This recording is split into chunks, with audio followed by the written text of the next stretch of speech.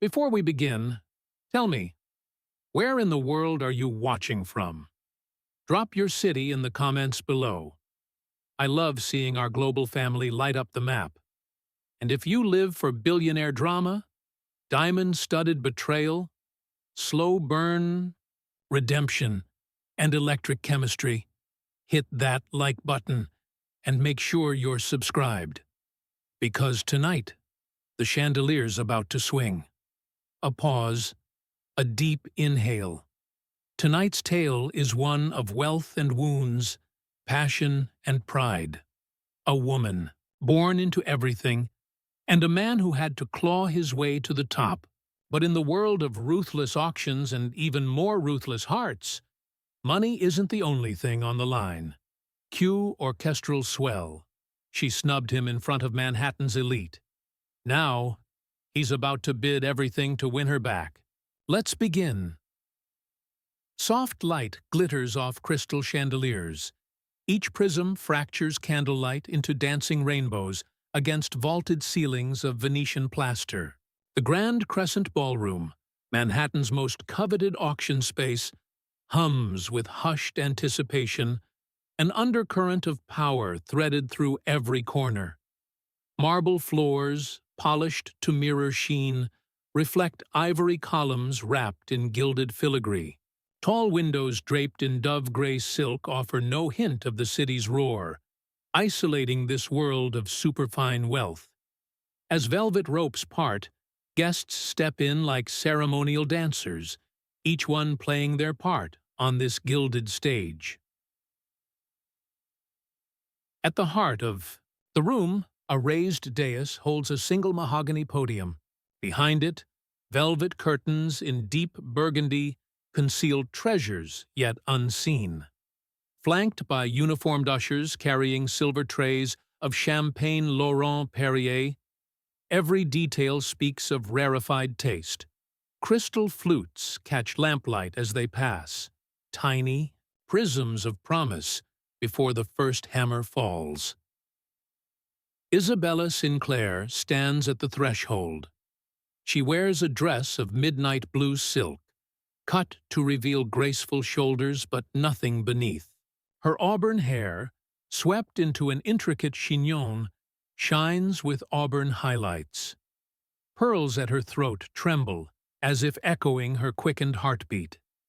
Beneath the composed smile lies a calculated calm, every inch the heiress to the Sinclair fortune.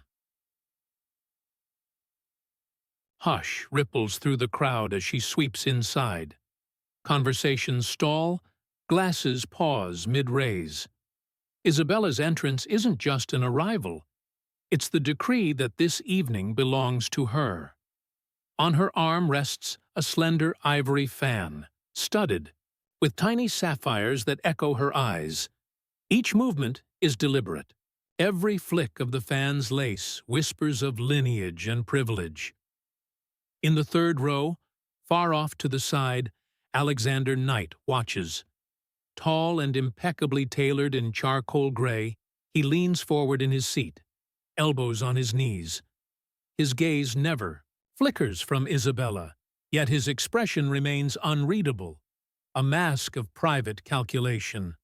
Where others see an heiress, he sees competition, challenge, a puzzle begging to be solved. The orchestra swells as a violinist tunes. Soft chords bounce off walls like ripples across glass. Auctioneers in black tailcoats drift to the dais, adjusting lapels and clearing throats.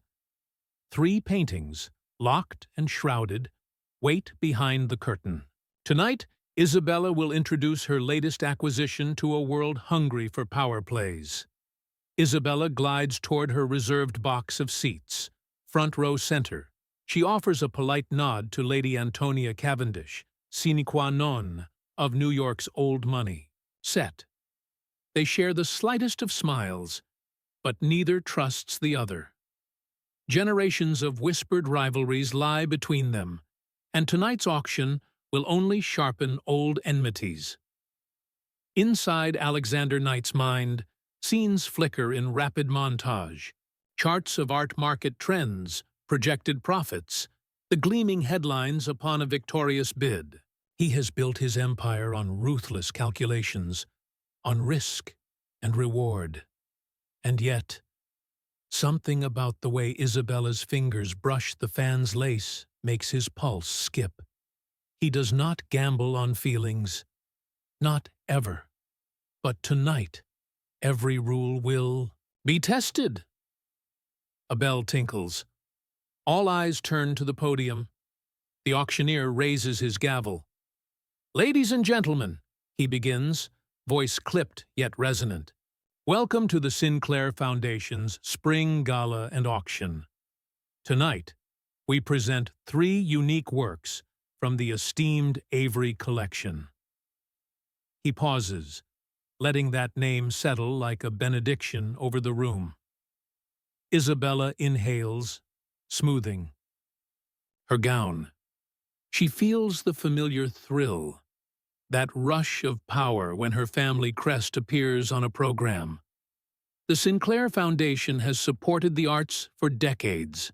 Her grandfather founded it, her father expanded it, and now she controls its purse strings.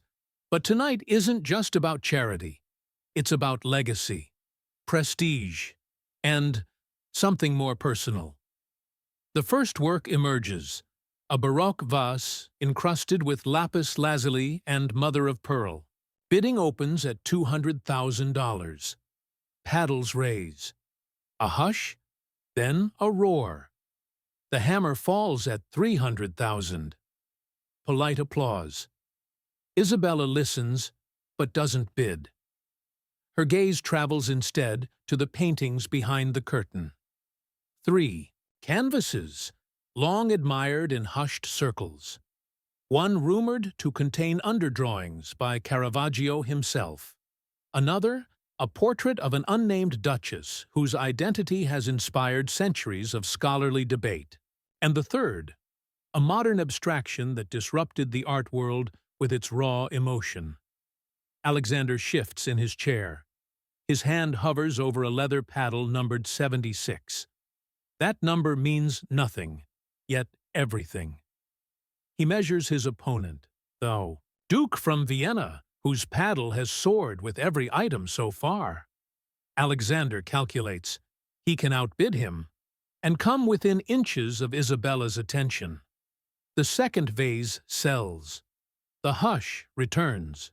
Then, lot number 3. The curtains part with a soft rustle. All 3 paintings stand revealed side by side on easels draped in velvet. Spotlights pick out details in each brush stroke. The delicate curls of a duchess's hair. The stark contrast of chiaroscuro. The jagged edges of a modern canvas that seems charged with electricity. A ripple of admiration moves through the audience. Journalists whisper into smartphones. Lady Cavendish reaches for her paddle. Isabella curves a red painted nail over hers, ready. Yet she remains silent. Her eyes, though, betray a flicker of longing. The middle canvas, the Caravaggio underdrawing, calls to her. But she cannot bid tonight. Not until she sees what becomes of the modern piece. Alexander glances at Isabella's hand, still empty. He imagines that paddle bristling with her initials, her full endorsement. He imagines her startled smile if he were the high bidder. He imagines her in the after-party, ballroom, draped in jewels, watching as he approaches. The bidding for the first painting, Lot 3A, starts at $1 million. Paddles flutter like the wings of startled birds. The Duke raises to $1.2 million. A Saudi sheikh counters at 1.5. Alexander enters at 1.8. Silence grips the room. The Duke deliberates, then nods. Sold. 1.8 million. Applause. Isabella's breath catches. That was his move. Almost reckless, but calculated to draw attention. She presses her fan to her lips, hiding a small smile. Does she admire his audacity? Or scorn it?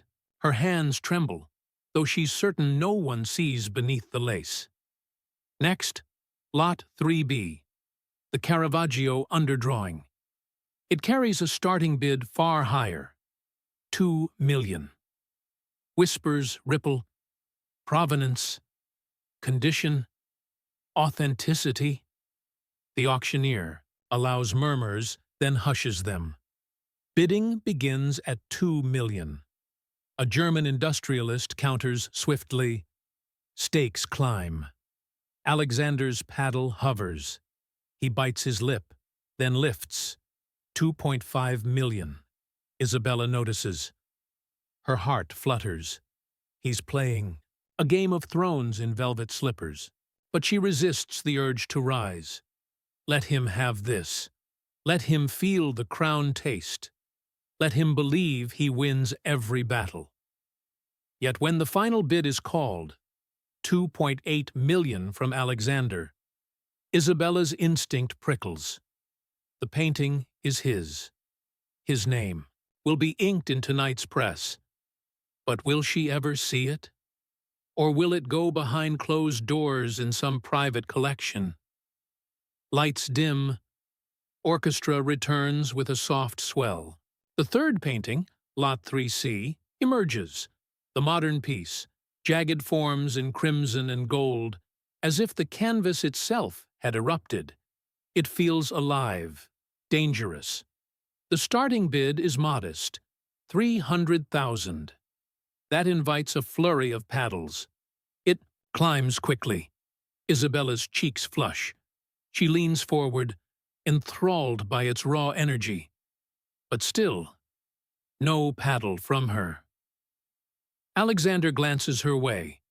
Curiosity dances behind his blue-gray eyes. He raises his paddle. 300,000. Then 350,000, 400,000. Others abandon. It's down to him and a French collector. At 500,000, the collector hesitates. Alexander bids 550,000. The gavel comes down. Silence, then thunderous applause. Alexander Knight owns the modern painting. The room buzzes. Who? Is this man who snatched not one, but two of the Avery treasures? Cameras flash. Reporters jockey forward. Alexander remains composed, slight bow as he steps off stage, painting under his arm. Isabella feels a twist of something. Admiration, envy, curiosity. He worthy steals the limelight in the exact arena where she reigns. Strange. How the spark of his triumph shudders through her. The auctioneer smiles. Congratulations to our buyers. Now, cocktails and canapes await in the conservatory. Please enjoy the Sinclair Foundation's hospitality. Ushers guide guests toward side corridors. Velvet ropes lift. Laughter and clinking glasses rise. Like perfume. Isabella glides through the crowd, pearls brushing her collarbone. On her exit, she catches Alexander's gaze across the room. He holds up a finger, a casual invitation. His smile is slight, confident. Amelia, her lady-in-waiting, tugs lightly at her elbow. "Milady," she murmurs, "the after-party beckons. Shall we?" Isabella glances back at Alexander. He turns, away, speaking to a banker in a charcoal suit. Tissue-thin light falls across his profile. Her chest tightens. Should she follow him? Or avoid the trap he sets? A hush of violin strings trails out behind her as she moves on.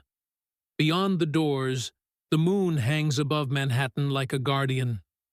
Below, streets glitter with traffic. Taxis glint under street lamps. Distant sirens hum. Yet here, in the bowels of wealth, another pulse, one of possibility, beats. Tonight, fortunes were bid. tomorrow. Anything can be won or lost. What secret deal has Alexander already plotted behind those confident smiles? Long before crystal chandeliers and velvet ropes, Isabella Sinclair's world was painted in softer hues. At 7, she tiptoed through her grandfather's private gallery, trailing fingers over gilded frames. Marble busts of ancestors gazed down, their carved eyes whispering of legacy and expectation. Each night, she drifted to sleep, dreaming of colors, not contracts. Her mother called it artistic folly. Her father called it beneath our station. But, to Isabella, it was freedom. The Sinclair estate in Westchester sprawled over rolling lawns and sculpted gardens. Isabella remembers running through clipped hedges with her nanny Francesca, trailing behind in worry. French roses brushed her ankles. Sunlight dappled her copper hair. In that garden, she felt light, untethered from boardroom calculations and family politics. There, she dared to believe she might choose her own path, not merely fulfill one laid out by decades of Sinclair rule. At age 10, she discovered her first passion project, a faded watercolor tucked behind an oil painting. Its edges were crumpled, its colors muted. No one claimed it. Francesca helped her clean it, mount it.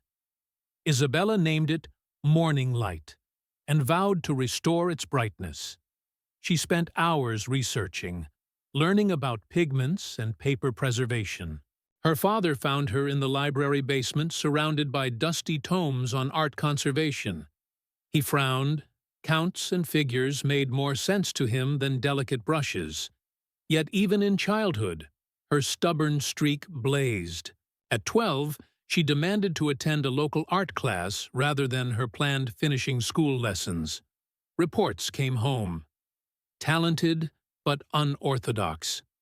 Sinclair matriarchs across town whispered, "An heiress with paint-splattered jeans? Scandalous." When her father confronted her, she stood firm, her eyes shining. "I want to learn," she declared. Her father's jaw tightened, but he acquiesced. He respected courage, even in disobedience. High school brought new awakenings. Isabella attended a prestigious academy, trading Westchester's privacy for Manhattan's ceaseless pulse. There, she glimpsed a world beyond oil portraits and ancestral halls, street musicians playing in subways, avant-garde galleries in Soho, guerrilla poetry readings on park benches. She spent weekends sketching graffiti-tagged walls, hanging entwined with dim cafes, her world expanding beyond perfectly framed paintings into raw, living art. Her parents watched with equal parts pride and trepidation. Isabella's grades soared. Math, literature, art history, all gold stars. But rumors trailed her. Broke students flocked to her for loans. Street artists sketched her in charcoal on napkins. The Sinclair name opened doors, sure, but it also painted her as an oddity among old-money elites. Invitations paused, murmurs rose. Yet, for Isabella, the brash energy of the city was intoxicating. She thrived amid divergent crowds. At 17, she orchestrated her first charity exhibition, showcasing local artists overlooked by major galleries. She borrowed space at a community center, plastered flyers around town, convinced her father's foundation to sponsor catering. On opening night, she scanned the crowds, community organizers, art students, curious passers-by. Hands clamored on the guest book, paintings sold, hearts lit. That evening, she understood her true power, not to merely collect art, but to elevate voices hidden in its shadows. Her parents attended, masks of polite interest. Her father clasped her shoulder afterward. "Well done," he murmured. but her mother's lips remained thin. "Such a public spectacle," she whispered. Isabella pressed her lips together, tasting victory. She had proven that her passion could bridge worlds, elite salons and street corners alike. Yet she sensed a fault line between her heart's dreams and her family's expectations, one that would widen with every step she took away from the Sinclair blueprint. College in Paris blurred into a montage of cobblestone streets and sunlit studios. Isabella studied art restoration under masters who treated canvases like living beings. She learned to coax back faded pigments, to stabilize crumbling frames, to read the silent dialogue of brushstrokes. Nights found her wandering Montmartre, sketchbook in hand, circling cafes where Hemingway once sat. She wrote letters home, describing blue-gray dawns over the Seine, and her parents wrote back in crisp, formal language. It was there she met Julien Moreau, a struggling sculptor with paint-smudged jeans and eyes like storm clouds. He showed her. Hidden ateliers introduced her to poets reciting on street corners. Their friendship blossomed beneath vaulted ceilings and lunchtimes by the riverbank. He challenged her privileged assumptions, made her question the price of heritage. Yet in his laughter, she found reckless joy. But when summer ended, he stayed in Paris. She returned to Manhattan, board meetings awaiting, dreams folded neatly away. Her return felt abrupt, like waking from an exquisite dream. Wall Street towers loomed above her apartment. The Hudson glittered, with speeding ferries. At the Sinclair Foundation office, she slipped into tailored suits and meetings on donor cultivation. Yet with every handshake, she felt Julian's laughter echoing in her mind. She tried to bury his memory under grant proposals and gala planning, but it resurfaced in every brushstroke of her heart. On her 22nd birthday, her father presented her with a gift.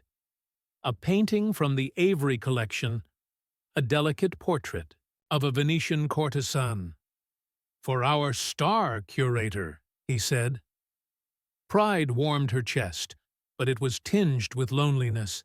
She admired the portrait's multi-layered textures, the way light fell on moonlit water. Yet she longed for the unpredictability of street art, the raw honesty of graffiti scrawled on brick. The portrait was flawless, yet she felt incomplete.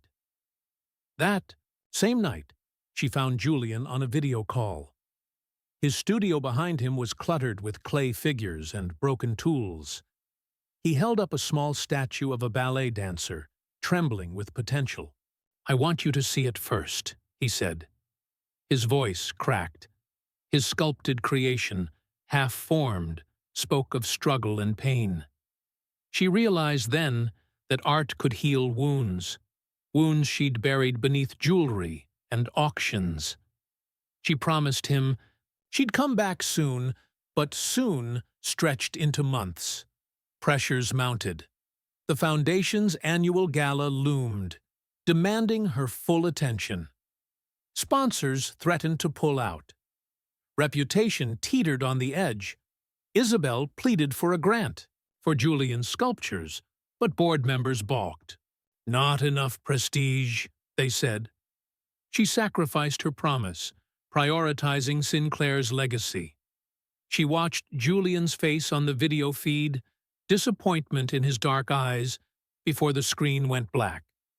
Guilt lingered longer than her tears. The years that followed, she perfected the art of compartmentalization. She became the face of high society philanthropy. Interviews in glossy magazines, speeches before adoring audiences, invites to every exclusive event. Yet each night, she retreated to her penthouse study, where unfinished sketches lay strewn beneath a chandelier. In dream-fogged moments, she heard Julian's voice calling her name, inviting her back to that Parisian atelier. When her grandfather, Died, she inherited the lion's share of Sinclair assets. The board bowed, expecting her to tighten reins, maximize endowment returns. Instead, she pushed for riskier projects, pop-up galleries in abandoned warehouses, grants for artists from disenfranchised communities. Headlines lauded her as a visionary. The old guard whispered of a prodigal daughter gone astray. Isabella smiled, knowing that true art demands courage, and the Sinclair name could yet become a banner for change. Still, her heart carried a hollow. In the mirror, her reflection wore pearls and power suits, but her eyes remained haunted.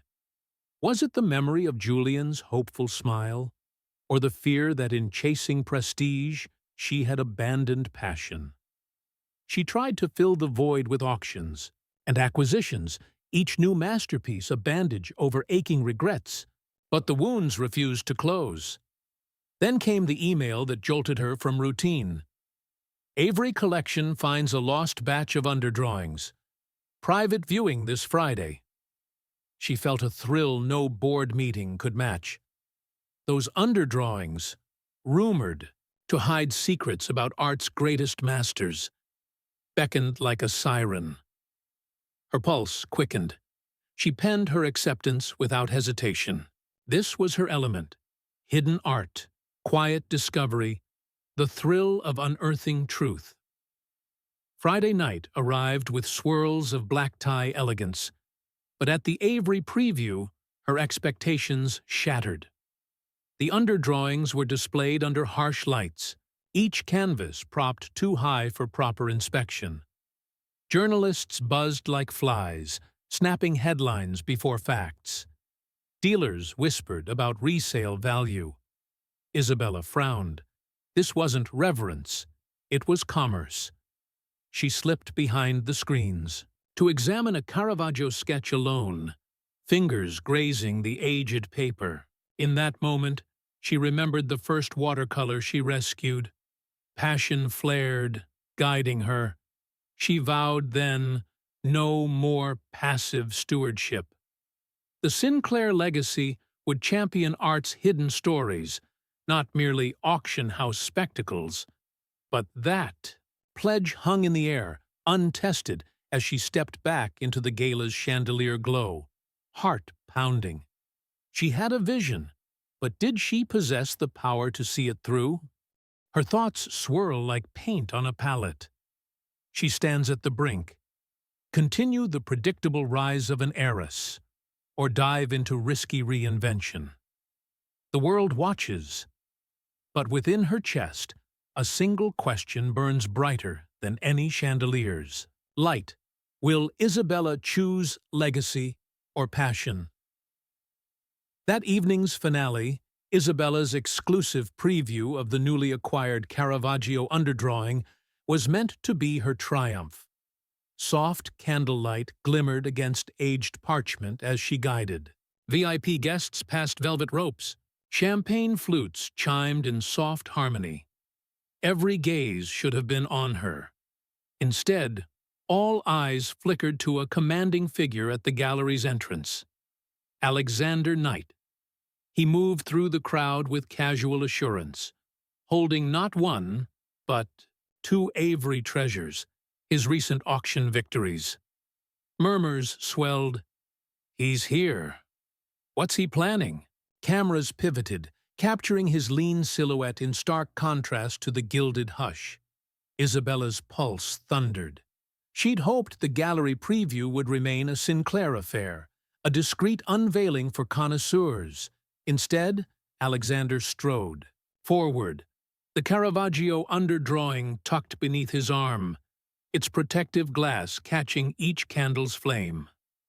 "Miss Sinclair," he murmured, voice low but unmistakable above the hush. "May I?" He offered the painting to her, as though escorting a prize. A hush rippled. Guests leaned in. Isabella felt her pulse spike, equal parts irritation and thrill. She forced a courteous smile. "Mr. Knight, I wasn't aware you were invited." Her tone was ice-coated charm. He inclined his head. I wasn't. But I hear you planned something spectacular. He gestured to the underdrawing. I thought you'd want to inspect it. Her heart skipped. This was gall, daring to present her own acquisition as his courtesy. Yet beneath that challenge lay an undeniable attraction. She extended gloved fingers, brushing the frame. The underdrawing's hidden sketches, Caravaggio's secret strokes, revealed themselves in flickering light. Thank you, she said, voice steady. But you own that piece now. I invited only Sinclair guests. Alexander's lips curved. Ownership is flexible in our world. I merely borrowed it. On your behalf. His gaze held hers, unwavering. To honor the Foundation's mission. Gasps. Fluttered. A few guests exchanged uneasy glances. Was he mocking her authority? Undermining her control? Isabella's cheeks warmed. Pride and indignation warred in her chest. On my behalf? She echoed, voice soft but laced with steel. Explain. He clicked his tongue against his teeth. You wanted a private viewing. I secured a late-night key to the storage room. I arranged a small handful of invitations, yours foremost. He paused, letting that land. I presumed you'd appreciate the initiative. Silence hovers. Isabella's mind races. If he manipulated access to the underdrawing, what else has he orchestrated? A smile touches her lips, equal parts admiration and warning. Mr. Knight, this is impressive, but such gestures carry consequences. He dipped his head in acknowledgement. I accept whatever follows. His eyes flicked to the door.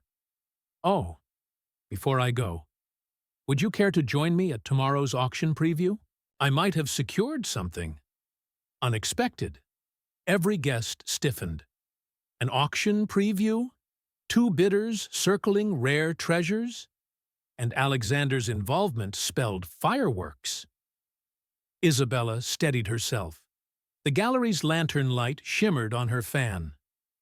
Perhaps, she breathed, but only if you wish to see who truly controls the bids. He offered his arm. Shall we? She hesitated, then placed her hand on his sleeve. As they step into shadowed corridors, whispers rise behind them. Cameras flash.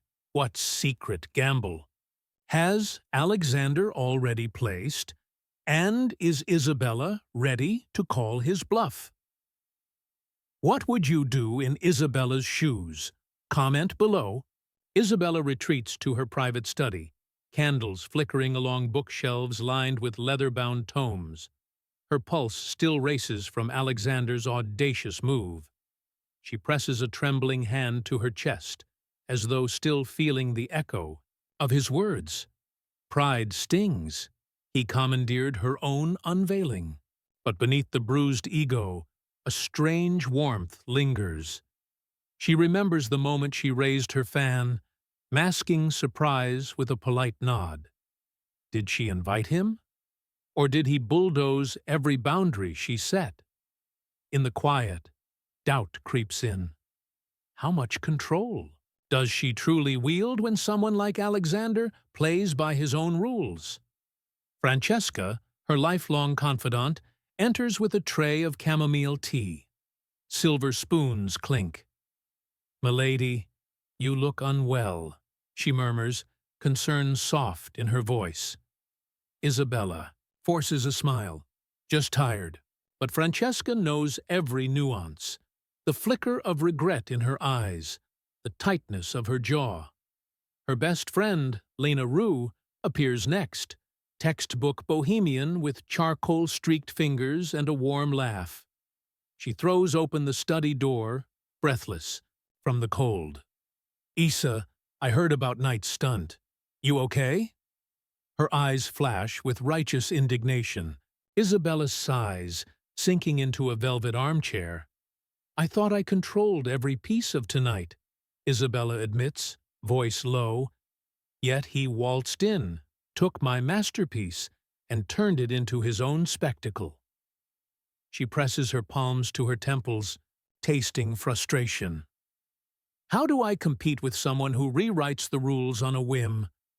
Lena flops beside her, tossing a paint-splattered scarf over the armrest. "You don't," she says firmly. "You redefine them." She leans forward, eyes blazing. "Remember why you championed that underdrawing. It's hidden brilliance. That's your edge. Vision. He may win bids, but you win hearts." Isabella huffs a laugh, though it's tinged with gratitude. Lena's fierce loyalty always cuts straight, through her doubts. "He's dangerous," she whispers. "Not just in auctions, something about him. I feel exposed." She tucks a stray lock of hair behind her ear, revealing a pearl earring that catches the candlelight. Lena touches her arm. "Dangerous can be thrilling. But you're not a damsel in distress. You're the heiress of Sinclair, a strategist. Turn his gambit into your next move." She slides a folder across the table. Sketches of a secret charity gala Isabella's been planning. Invitations already in motion. "Focus here. Your patrons will adore this twist." Isabella eyes the eye folder. A spark rekindles behind her sapphire eyes. The gala, an underground showcase for emerging artists, could eclipse tonight's glittering display. She stands, energy surging. "You're right," she says, voice steady. "I'll show them real art doesn't hide behind velvet ropes." Lena grins, raising her teacup in a mock toast. "To shaking up the art world." Their cups clink, a promise of rebellion. Yet beneath the solidarity lies the question that hums in Isabella's mind: how to outmaneuver Alexander without losing herself.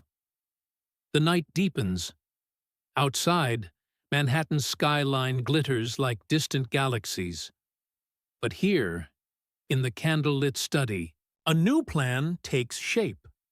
One that could rewrite every expectation. Will Isabella harness her passion and prove that true power lies in authenticity? What would you do in Isabella's shoes? Comment below. Dawn's pale light filters through. Tall windows of the Sinclair Conservatory, Isabella's secret gala venue. Bronze lanterns hang from wrought iron beams, casting warm pools of glow over reclaimed wood tables. Fresh wildflowers, plucked from Lena's studio garden, scent the air. Isabella reviews guest lists, breath steady with purpose. Suddenly, the double doors swing open. Alexander Knight stands framed in morning light, tailored coat slung over one shoulder. His eyes, steel blue and unwavering, settle on her. Behind him, two assistants carry a massive crate, branded with Avery Collection. "Seals, Isabella," he says, voice soft but insistent. "I couldn't let you steal all the glory." He strides forward, sets down the crate with a measured thud. "Open it!" Heart pounding, she pries the crate open. Inside rests the missing third underdrawing from her family's vault. An early, Vermeer sketch thought lost. Its vellum edges glow in candlelight. Isabella inhales. "You acquired the modern painting at auction," she whispers. This is priceless." She turns to him, disbelief smudging her composure. Alexander smiles, a slow curve of confidence. "I borrowed more than your underdrawing," he replies. "I negotiated quietly with your uncle. He never wanted it displayed. Says it dilutes the brand. I think the world deserves to see every masterpiece." Gasps ripple among early staff. Lena emerges, paint-smudged and ecstatic, her eyes wide. "This changes everything," she breathes. Alexander meets Isabella's gaze. "This must happen today. The gala needs a showstopper, and I want you to claim it, on your terms." Isabella's mind races. Displaying that Vermeer sketch tonight would overshadow even the Sinclair name. Yet she wonders, has he once again rewritten the rules, or is this gesture a genuine alliance? She steps around the crate, trailing fingers over the vellum. "Why help me?" she asks, voice hushed. "What's your price?" Alexander's gaze softens. "No price," he says. "Only this. Let me stand by your side when you reveal it." A hush falls. Outside, Manhattan awakens under a salmon-pink sky. Inside, two rivals stand at the edge of a new game, one that could bind them in ambition or betrayal. What secret motive drives Alexander's generosity, and will Isabella accept his hand? What do you think Alexander really wants? Comment below. Evening descends as guests arrive for the secret gala. The conservatory's iron-framed glass shimmers with twinkling fairy lights. Outside, city lights blur into an electric haze. Inside, whispers swirl like autumn leaves. Lady Antonia Cavendish appears first, Isabella's aunt and Sinclair's board chairwoman. Her stiletto heel clicks against marble. She surveys the Vermeer sketch with an imperious frown. "You've overstepped, Isabella," she says, voice ice-cracked. "That piece belongs in private viewings, not this charade." Her lorgnette hovers between them like a gauntlet. Isabella stands tall, shoulders squared. "Art belongs to the world, Aunt. You taught me that." But even as she speaks, doubt pricks. Will the board support her vision, or rally behind tradition? Behind them, soft camera shutters click. Reporters crouch at the edges, their lenses hungry for scandal. A journalist murmurs, "Sinclair defies its own legacy." Another types rapidly, "Heiress versus matriarch, culture clash at secret gala." In the corner, Alexander watches, calm as glass. His hand brushes Isabella's briefly, a silent gesture of solidarity. She meets his gaze. For a heartbeat, the world hushes to their shared heartbeat. Then Lady Cavendish's voice cuts through. "If you proceed," she warns, "you risk the foundation's reputation and your inheritance." The board murmurs, assent behind her. Sinclair tradition must prevail. Isabella's chest tightens. The weight of generations presses on her. Lena steps forward, voice warm but firm. This is exactly the bold move the art world needs. She casts a challenging glance at the board. A ripple of support rises from young patrons clustered near the bar, creative directors, independent curators, emerging collectors. Their applause is quiet but unmistakable. Lady Cavendish's lip curls. She turns on her heel, trailing ostrich feather trim. "We shall see," she says, departing through the rose-carpeted hall. As the door closes, a tension crackles in the air. Isabella exhales, relief mingling with resolve. She lifts the Vermeer sketch, its translucent light dancing on her face. "Tonight," she announces, voice clear, "we celebrate every voice art can reveal." Applause follows, hesitant at first, then swelling. The reporters capture the moment. Alexander steps beside her, offering his arm. Together, they stand before the crowd. An unlikely alliance forged in defiance. Will Sinclair's old guard bend to Isabella's vision, or fracture the legacy she's fought to reclaim. What would you do if you were on Isabella's board? Comment below. Late that night, the conservatory glows with moonlight spilling through glass panes. Alexander waits by a wrought iron table where a single porcelain teacup steams. Isabella approaches, breath soft in the cool air. He lifts the cup to her, almond-scented tea curling upward. "No sugar?" he asks quietly, tone curious. She shakes her head, tracing a crack in the saucer's floral pattern. "I prefer the subtle notes," she replies.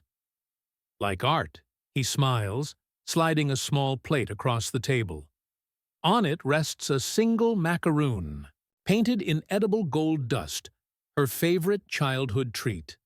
She pauses, surprised. "He remembered," Lena told me, he says, "about your first charity exhibit. You served these." Her heart flutters at the memory. "I haven't had one in years." She lifts the cup, savoring warmth. They wander deeper into the conservatory, past potted orchids and ivy-clad trellises. He stops by a wooden easel he's placed in a shadowy corner. Upon it hangs a charcoal sketch. Isabella's hand. Fan unfurled, rendered in soft lines. "I asked an artist friend to capture tonight," Alexander murmurs. "I thought you'd like a reminder of your own story." Tears gather in her eyes, tender, unguarded. She steps closer, fingertips brushing the charcoal. "It's beautiful," she whispers. He takes a breath, voice low. "You made me see art's purpose beyond profit. I wanted to thank you." Her chest tightens, gratitude and something deeper. She breathes out, letting silence stretch between them. A soft breeze stirs the orchids. Isabella turns, lifting her chin. "Why are you doing this?" she asks, words trembling. Alexander's eyes glint. "Because you're worth the risk," he confesses. "And I'm tired of playing games." She reaches for the sketch, cradling it. Candlelight flickers across her face, revealing hope and hesitation. "I don't know if I can trust your gestures," she says, voice honest. He steps closer, distance disappearing. "Then, let me earn it," he replies. One small gesture at a time. Their gazes lock, two hearts unraveling in the hush. Around them, orchids sway like silent witnesses. Outside, Manhattan hums with a million secrets. Inside, a new intimacy blossoms. Which small gesture touched you most? His macaroon or the charcoal sketch? What moment made you believe in slow-burn romance? Comment below. Moonlight glints on polished marble as Isabella slips from the conservatory toward her private elevator. Her heart still thrums from the evening's revelations, Alexander's quiet devotion, the board's defiance.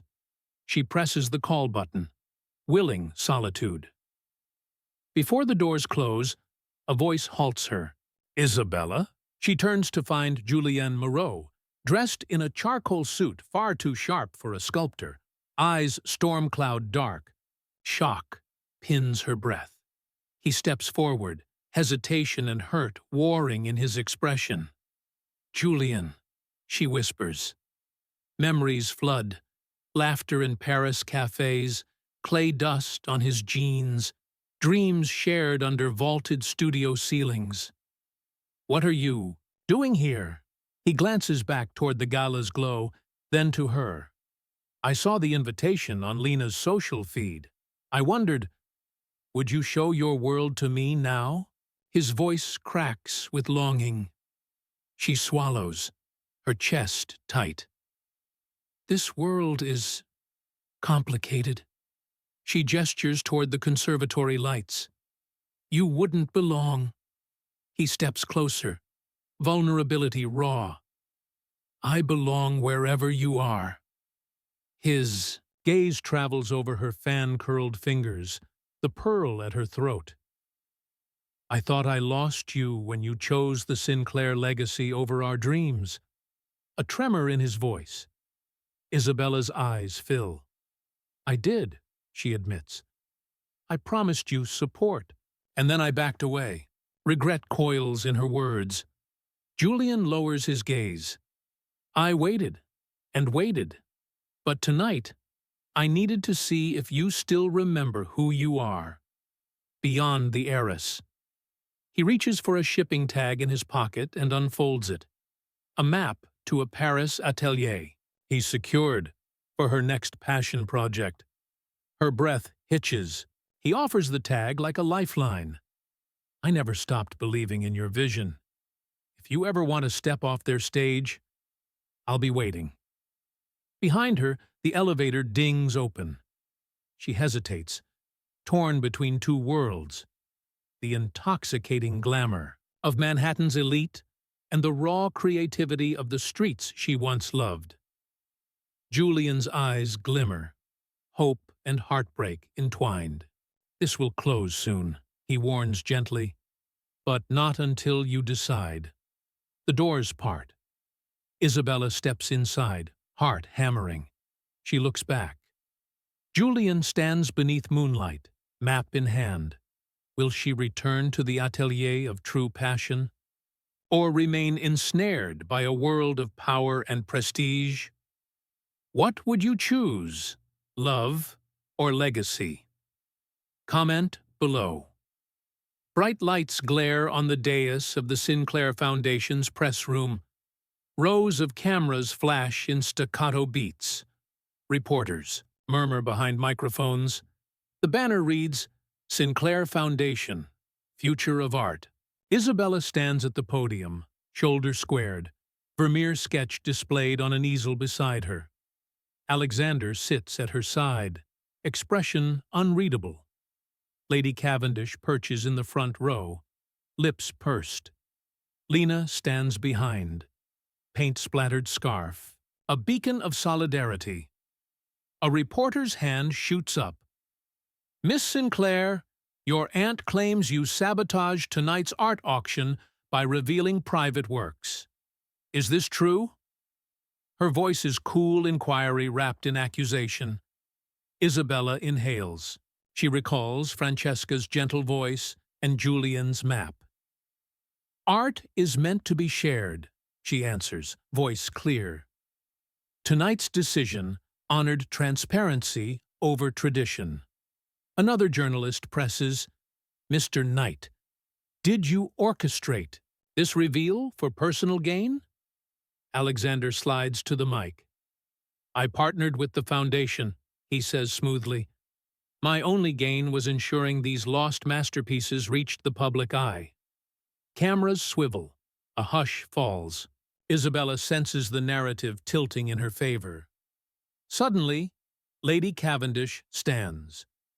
Objection, she snaps. These works belong to Sinclair heirs. This public spectacle is a breach of trust. She points a lorgnette at Isabella. Your actions risk donor confidence, the crowd murmurs. Board members shift in their seats. Isabella's jaw tightens. The weight of legacy threatens to crush her resolve.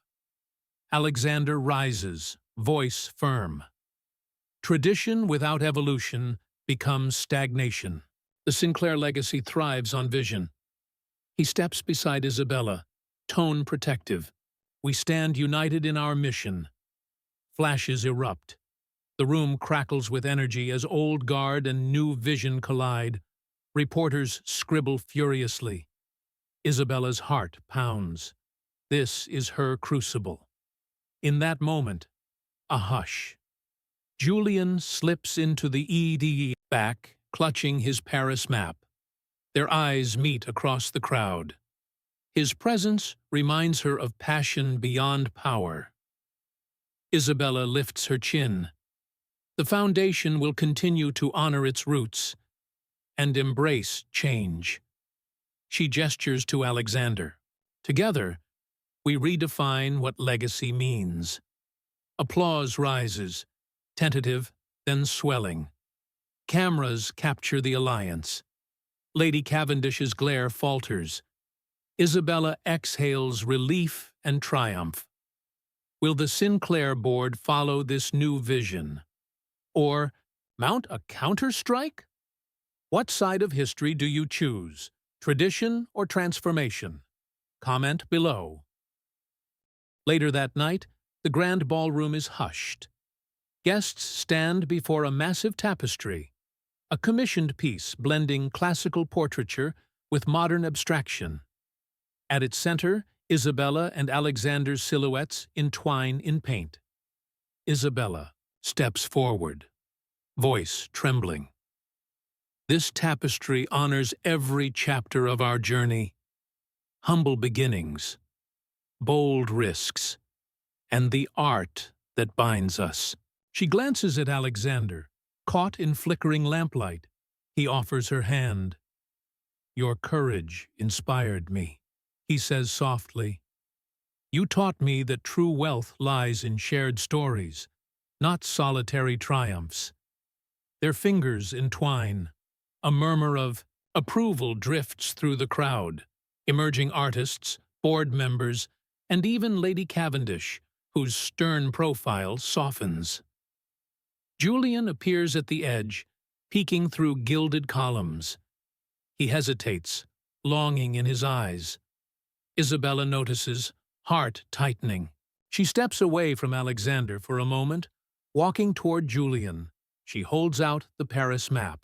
"I won't abandon my vision, or my people," she says, "but I also won't lose myself." Julian's hope flickers. Alexander watches, tension knotting in his chest. He knows this crossroads tests their bond. Isabella returns, placing the map in his hand. "I choose both," she whispers, emotion soaring. "I choose partnership." Alexander unfolds the map, reading the address. His eyes meet hers. Surprise, joy, resolve. A swell of music rises. Isabella turns to face the audience. Art, like love, thrives on balance. Tradition and innovation. Passion and prestige. Thank you for believing in this dream. Tears glisten on her lashes. Applause cascades through the ballroom. Champagne, flutes rise in salute. Candles shimmer like stars. In that glow, Isabella and Alexander share a quiet smile. Two hearts in perfect tableau. What moment moved you most? Her hand to Julian, or the map in Alexander's palm? Share your favorite moment below. 1 month later, the Sinclair Community Arts Center opens in a repurposed warehouse. Exposed brick walls bear graffiti murals by emerging talents. Sunlight streams through skylights, dancing across polished, concrete floors. Isabella stands before a crowd of local artists, students, and philanthropists. Beside her, Alexander cradles a ribbon-cutting scissors. Smile warm. "As a child, I rescued my first watercolor," Isabella begins. "Tonight, we rescue potential in every hidden creator." She gestures to murals rising behind her, proof that passion transcends pedigree. Artists cheer. Lena snaps photos, paint-splattered scarf, now gallery director's badge. Francesca circulates trays of tea and macaroons. Julian stands at a ticket booth, offering free access cards to hopeful dreamers. Alexander steps forward. "Thank you for trusting our vision." This center blends heritage with heartbeat, where masterpieces over time meet masterpieces in the making. He presents a donation check. His painting proceeds funding scholarships. A ripple of applause. warms the space. Isabella's eyes glisten, not from pressure, but pride.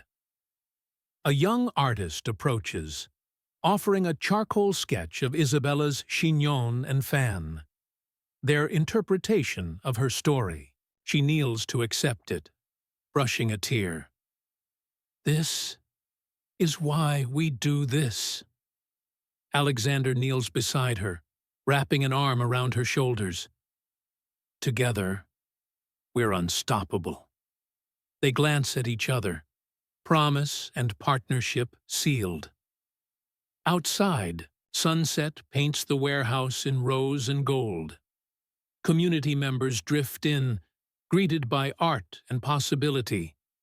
Isabella watches them, heart full. What would you create in this space? Tag someone who needs to see this story and share your creative. Dream below. Soft violin strings return as our story's final frame fades in. Isabella and Alexander standing amid vibrant murals, lanterns glowing overhead. Their silhouettes merge, ambition balanced with authenticity. And so ends our tale of pride and passion, of legacies reborn and hearts untamed. Isabella Sinclair and Alexander Knight discovered that true power comes not from auctions won, but from dreams shared. A final pause. Thanks for joining this emotional roller coaster. If tonight's tale moved your heart, hit like, share with your fellow dreamers, and subscribe for the next Billionaire drama. Until we meet again, keep bidding on life's greatest stories.